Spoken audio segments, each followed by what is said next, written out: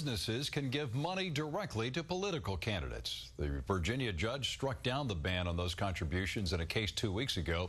The Obama administration, though, asked the judge to reconsider his decision. He did, but he upheld his ruling. He said businesses have a right to make contributions to candidates because they're a form of free speech and protected by the Constitution. For more on this story, let's go back to Gordon. Well, we've got Jay Sekulow with us from the American Center for Law and Justice. Jay, this one is, I think, is significant. For the first time, a federal judge says the ban on corporate contributions is unconstitutional. Yeah. Do you think it's going to last? I do think it's going to last because if you look at what's happened in the Supreme Court with the Citizens United case, which was the big case after McCain-Feingold, the fact of the matter is the court is consistently striking these prohibitions or bans down as unconstitutional, violating free speech. Mostly because Justice O'Connor was on the court during the McCain-Feingold cases. I was one of the lawyers that argued McCain-Feingold, and she is now off the court. And the replacements have been Alito and Roberts and so forth. So the court's gone better on free speech when it comes to election law, and they're protecting the speech rights. So if McCain-Feingold, for instance, which was the huge case, the bipartisan campaign finance case, if that case were decided today, it would have come out completely different. We won our provision, by the way, Title III, which was the prohibition on minors participating in political campaigns. But, Gordon, this is huge because, and I think you're right, I think this case, as they continue to move up, you're starting to see it coalescing where courts are just striking these provisions as violating free speech. And this was with, business contributions, so it's a little bit different. Let's go back in the history of it. Yeah. All this came out of the '72 election and what happened with the Nixon campaign. Right. And the sense in Congress was we need to rein it back in because it looks like politicians are being bought by big corporations. Right. We just ran the story that Paul was able to raise $1 million in a day, $6 million in a day. Are we still in that same kind of environment that we have to worry about big corporations buying candidates? Well, it was a couple of things. It was the big corporations buying candidates, what was called conduit giving, which was individual, there'd be limits put in place, and then people would give around those limits. But you know what? The overreach here, though, is they do these bans. Instead of saying, we're going to limit it to X, Y, or Z or a certain amount, they'll say complete prohibitions. And there's a significant constitutional difference between a limit, which may or may not be legitimate, by the way, versus a complete ban. The idea that you could ban an entire category of speech, which is what the corporate political contribution ban did, is unconstitutional. Now, are there dangers if corporations can buy candidates? Sure. You've got to be careful about that. But, I really like free speech, and there's corporations on both sides of the issue, and I think the robust marketplace is better than government regulation at the end of the day. Can't you solve the buying a candidate problem just by disclosure? Of course. And that's the interesting thing here.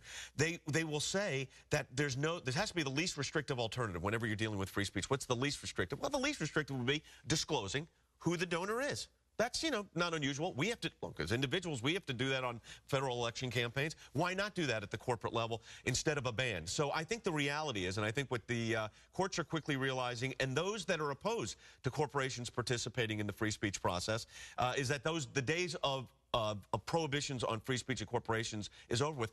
And in a sense, it's the Supreme Court's earlier decisions which said corporations have free speech rights too because they have to engage the marketplace. Right. So this idea that this is some kind of new idea, that's not true at all. It's been recognized for over 40 years. There's an argument within the free speech, and just for clarity, I'm in favor. I'm in favor of robust market and everybody gets to participate. There's an argument that by limiting and prohibiting corporate contributions, you've actually created the lobbying industry. Sure. And that is a shadow thing where you don't know what's going on. There is no disclosure required.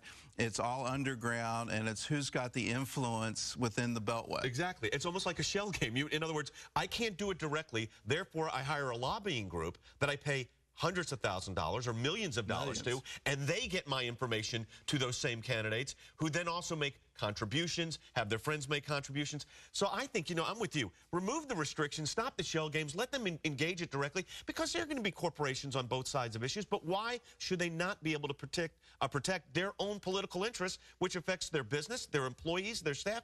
I think they should. Do you think Congress is going to get into the act now?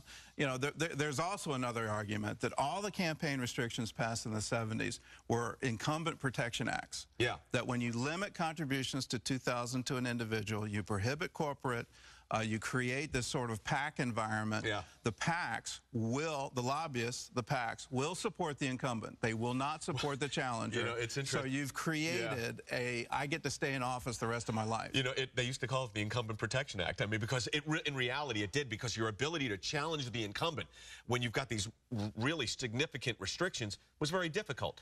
So I think, but Congress is going to have to tread carefully here, because you always have this call for reform.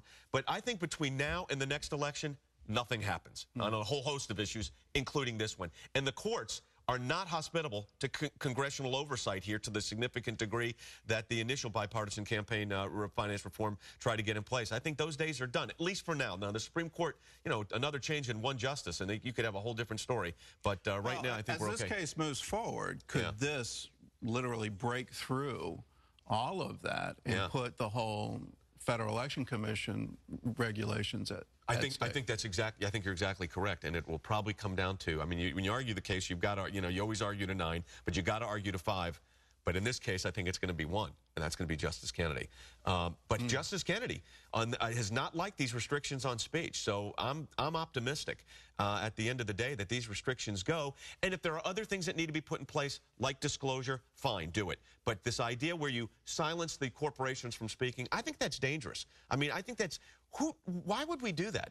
We believe in robust and freedom, and this idea that all sides can engage the marketplace. And let's stop the move it around to this group to get my point across. Believe me, the corporation's going to get their point across one way or another. Directly is better than the other. All right. Well, Jay, thanks for being with us.